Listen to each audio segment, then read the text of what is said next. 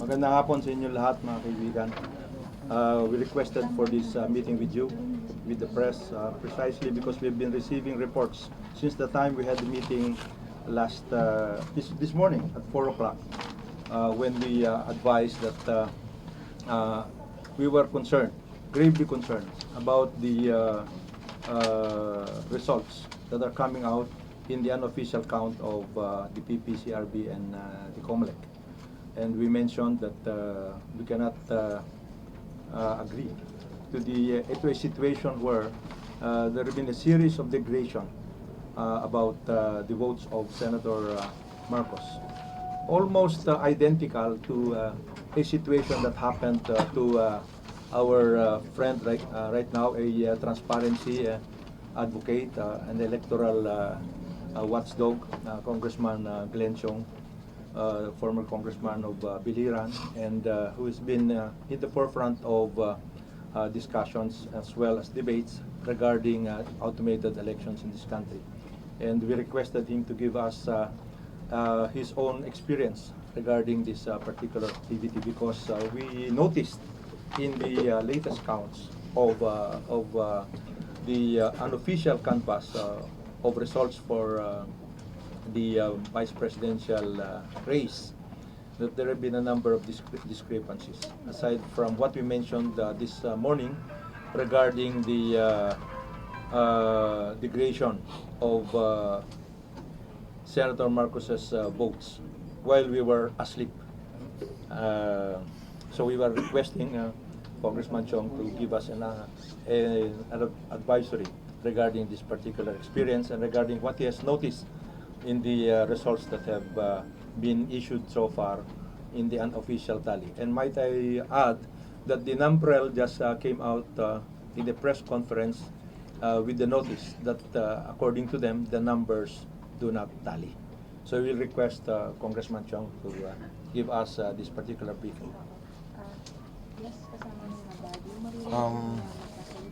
We noticed this morning that the votes for Senator Escudero for Vice President went down from 4,486,335 to 4,449,913 votes, or a deduction of 36,442 votes. While at the same time, the votes for Leni Robredo rose from 13,014,447 to 13,050,115 votes. So pag tininan ho natin, Escudero went down by 36,422 votes, while Leni Robredo rose to 35,668 votes, or almost identical with each other. Yung dagdag at yung bawas. Now, this appeared in CNN Philippines, and there was also another similar deduction in GMA7. Now, we take note that these two media outfits have the same source. That is their transparency server, from which all the transmitted results from the precincts are recorded. Now, please take note na wala pong transmission of a negative vote. Wala pong transmission of a negative number. So there is no reason why the votes should have decreased for Senator Escudero. Lahat po ng resulta are always in the positive number. So dapat to, the number should increase instead of going down.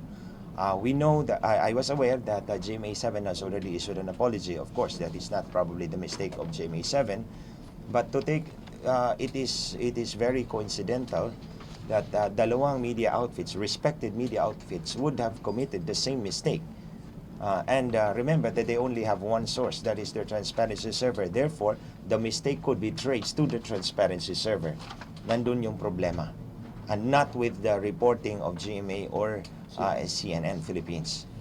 Now, the other one is the coincidental, almost the same number of votes that was added or subtracted from one candidate to the other. Now, I am very well aware of my own experience in 2010, which is almost the same as this happened. I was ahead by about 2,000 plus votes during the night, and as the night progressed to morning, the dawn and morning, naubos po yung lahat ng lead ko, little by little. And I see a parallelism in this case of Senator Marcos. And my reason of coming over here is because I was invited by Congressman Jonathan Dela Cruz. I cannot refuse him. And at the same time, I'm very interested to obtain statistical data because that's where we need to start our study and determine what really happened, because we need COMELEC and Smartmatic to answer these questions. This cannot be simply swept aside. Hindi ho tamang sasabihin lang nila na malinis yung halanas o nagkamali. No, that is not acceptable. These are supposed to be transmitted without human intervention. So kung mali ho, it's either the software is mali and useless, it cannot be trusted, or someone else manipulated those votes. So if you have questions, I would be happy to answer them. Sir, were you able to already ask the PPCRB? Did you call before you made this press conference to clarify the deviation in the numbers? No, I have not asked the PPCRV, but I would rather ask the COMELEC in an open public session. I'm planning to write the Joint Congressional Oversight Committee to conduct a hearing so that we can discuss this matter publicly. Because this is a public issue. Ayaw po namin pag-usapan to privately. I have always been, many times the COMELEC had attempted to speak to me privately, and I told them no. We have to talk this out in public. Both the 2010, 2013, and now these issues concerning our elections.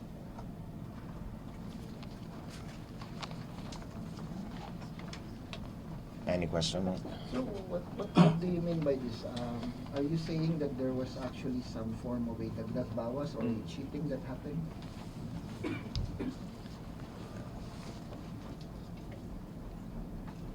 They have to explain that. They have to explain this discrepancy because for me, parang nga yung sinabi ko kanina, there cannot be a negative votes transmission. It will always be in the positive. Now, when you see a candidate whose number of votes, total votes, is decreasing, that is already an alarm. That is already an alarm bell that we should take a look very seriously. One case is where hindi lang ho, just because this is just one case. Marami pa ho. I am already aware of problems in the local races. Kagabi, my attention was called. There was this very popular mayor in Negros Oriental. He lost, including his vice mayor and all his councilors. Na-wipe out po silang lahat. And as I have always said, get all the documents so that we can study them very carefully.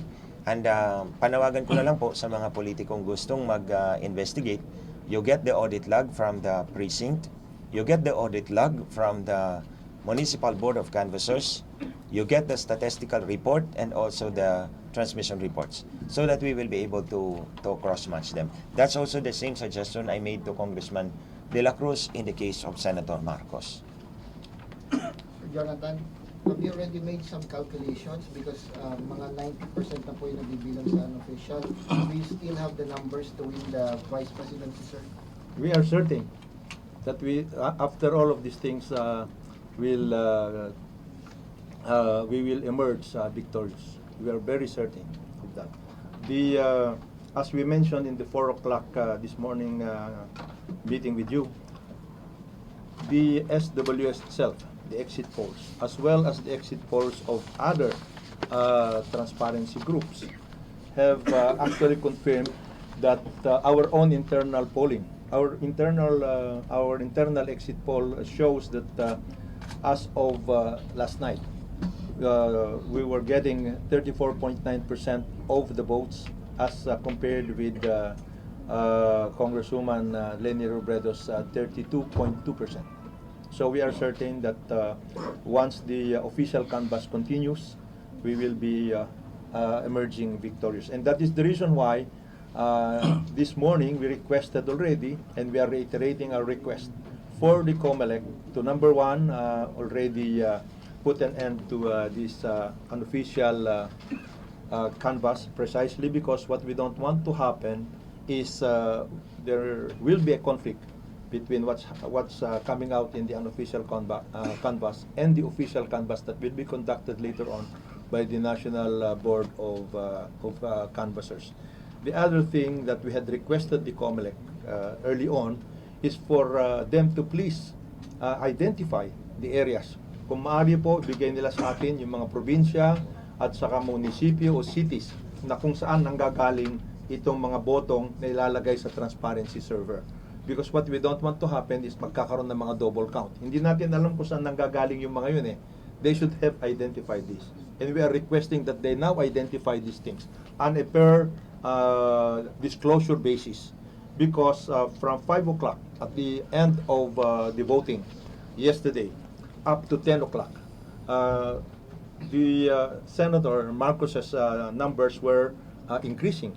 And they were increasing at a very, very reasonable, respectable rate. And then towards 11 o'clock, his numbers were already decreasing at a pace that is quite incredible. And we have proof to show that for every time there were 26 times that the numbers were shown in terms of updates, and every time that there was an update, his numbers decreased by 1 to 2%. So parang incredible as far as we are concerned. That's Sir, yung natitirang 10%, mga ilang daang libo, ilang milyong boto pa po yun? malaki pa yon. If we go by the numbers, the official number of registered voters is about 54 million. If we say the COMELEC has already said that 81% actually, their estimate is that 81% voted. So we are talking about 40 million, 45 something million. So we are talking about 4.5 million. And might I add, I will have to tell you that the numbers in the transparency server do not show the real and the actual numbers that are coming out, because there are a number of untransmitted votes. And I will show you some examples. For example, in the case of Ilocos Sur, 11% as of 9:30 this morning, 11% were untransmitted. In La Union, 11% also were untransmitted. In Nueva Vizcaya, 12% were untransmitted. In Apayao, 18% of the votes were untransmitted. In Abra, 11%. And then in Lanao del Norte, 12% were untransmitted. Zamboanga del Sur, 9% were untransmitted. And in Sultan Kudarat, 22% as of 9:30 this morning were untransmitted. So you're talking about figures that do not reflect in real sense the number of votes that have yet to be counted in the entire country. So as I said, we are certain that once the official count progresses, we will emerge victorious. Of course, we agree that this is a very, very close fight. We agree. But as I said, we have the numbers to show that in the end, if we go by the figures right now, and if we hope that the COMELEC and the other interest groups will continue to monitor the progress of the count in each and every province, we will emerge victorious. Sir, dun po sa delay po sa transmission, do you have any speculation bakit may delay sa transmission or kung ano po yung ibig sabihin nun or implication? Ang sinabi, and this is not coming from us. This is coming from the COMELEC itself. If you remember, ang sinabi nila dun sa nung nag-stop when Senator Marcos was leading by almost 1 million, nag-stop, ang sinabi nila nagkaroon ng glitch. After the glitch, then his numbers started to go down and to plateau, and then the numbers of Congresswoman Robredo started to go up. So there were glitches. And then of course right now, in the case of the non-transmission of the remaining votes in these particular provinces, ang sinasabi nila malalayo yung iba nagkaroon ng breakdown yung mga VCM, so they will have to do manual count, and they will have to submit all of these things officially to the Board of Canvassers in the in the municipalities or in the provinces. The other reason for this is there are local fights. May mga laban eh. Kaya minsan nagkakaroon ng request yung mga local candidates na wag muna i-transmit. Kasi magkakasama yun sa balota eh. Magkakasama yung mga yan sa balota. So, kailangan tapusin muna yung local fights para magkaroon ng proclamation bago magka-transmit for the national candidates. Sir, mga anong oras niyo po na monitor yung nangyari dito? Mga 10 o'clock kahapon, kagabi, 10 o'clock. Sir, may sagot sa inyo yung COMELEC sa request niya to stop the unofficial? Wala pa. Wala pang sagot ang COMELEC. Kaya nga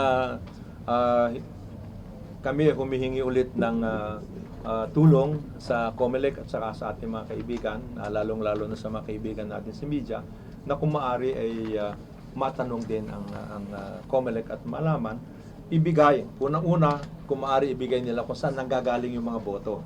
Kasi ang nangyayari ngayon, basta lang may mga figures na ng mga figures, wala naman hindi naman natin alam kung saan nanggagaling yung mga boto na yan eh. Baka nagkakaroon ng double count. Nagkaroon pa, di ba? Nagkaroon pa ng incident tungkol dun sa Novotel. Edi medyo ang ayaw natin mangyari, itong ating eleksyon ay mabahiran. Ang ayaw natin mangyari ay itong ating eleksyon ay magkaroon ng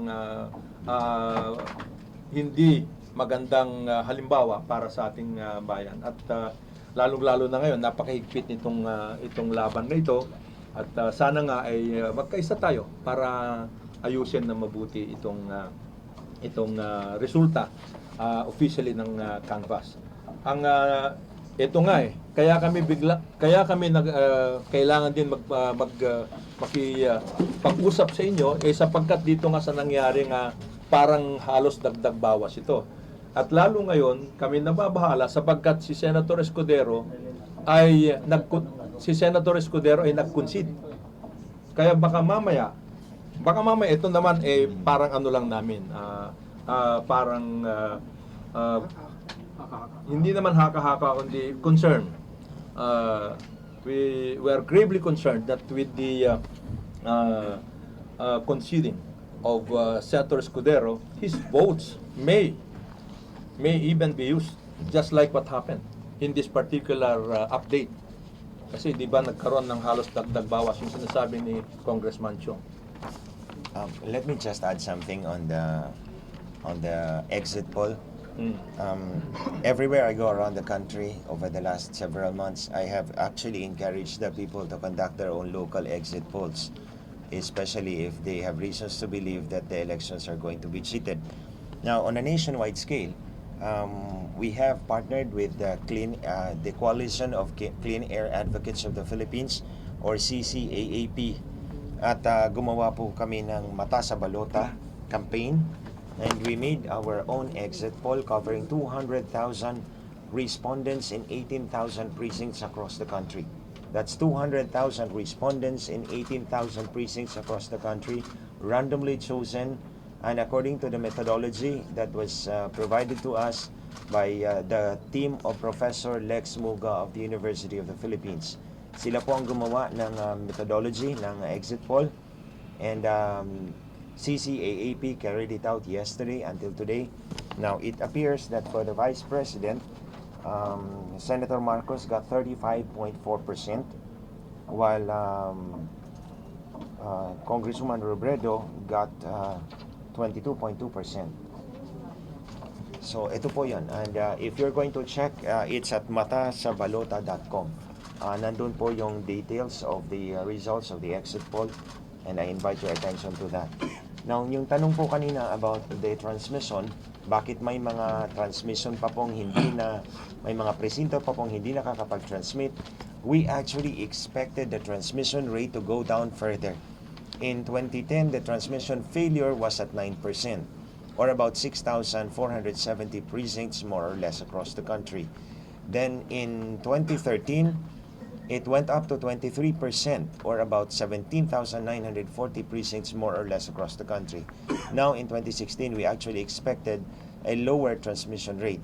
And that is why the COMELEC redefined the meaning of transmission in MINWIT Resolution 15-0754 if I remember it correctly, October 15, 2015, sinabi nila 100% transmission means 100% transmission within 24 hours from the closing of the polls. That is actually intended for Smartmatic to be able to deliver the SD cards from the precinct manually to the Municipal Board of Canvassers. Now, under the law says it should be electronic transmission. Kung tatanggalin mo ang SD card, whether there is failure or successful transmission, tatanggalin mo ang SD card as provided or ruled in COMELEC Resolution 100083. Tatanggalin mo ang SD card, dadalhin mo sa Municipal Board of Canvassers, put it in the card reader for them to transmit again in the municipal canvassing system. That is not anymore electronic transmission. That is manual transportation. So that is a digression from the law. That's a violation of the law. But again, it was intended to show the public that there was 100% transmission. But we don't know how many of those precincts actually electronically transmitted on election day and how many were manually transported to show a 100% transmission. As you know, the Philippines coverage, the three telcos, Smart, Globe, and Sun, covers only about 75% of our country in terms of data transmission.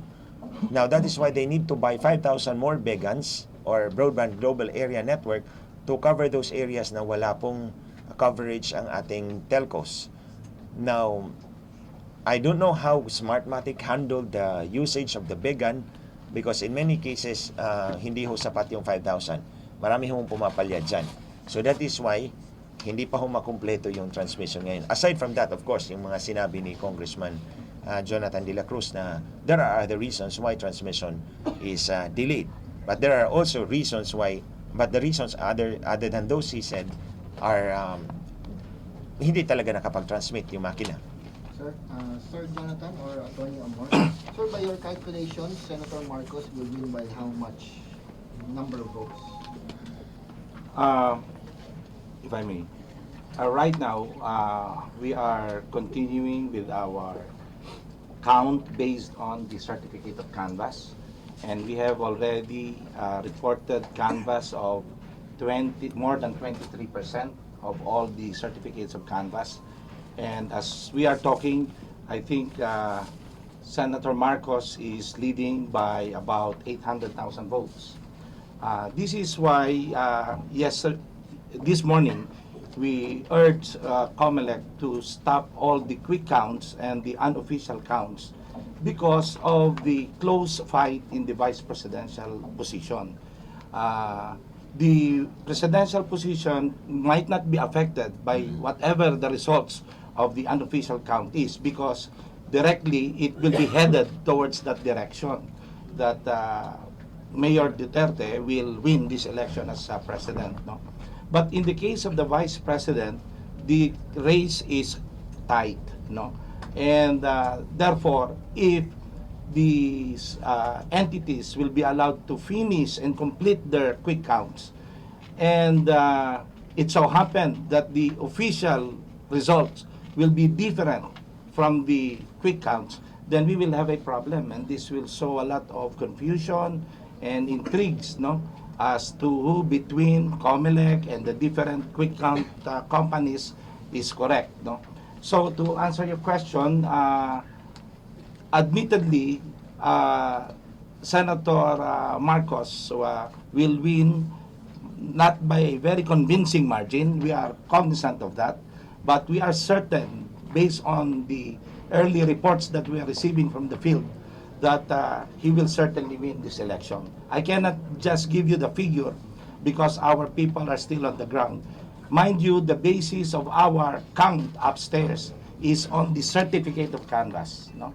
And this is not easy to do because the COC will not be transmitted and will not be given to our lawyers if all the COCs in the municipal and all the ERs from the precincts are not inputted and not canvassed yet, no? So, but that is a more reliable basis for saying who is ahead in the vice presidential race.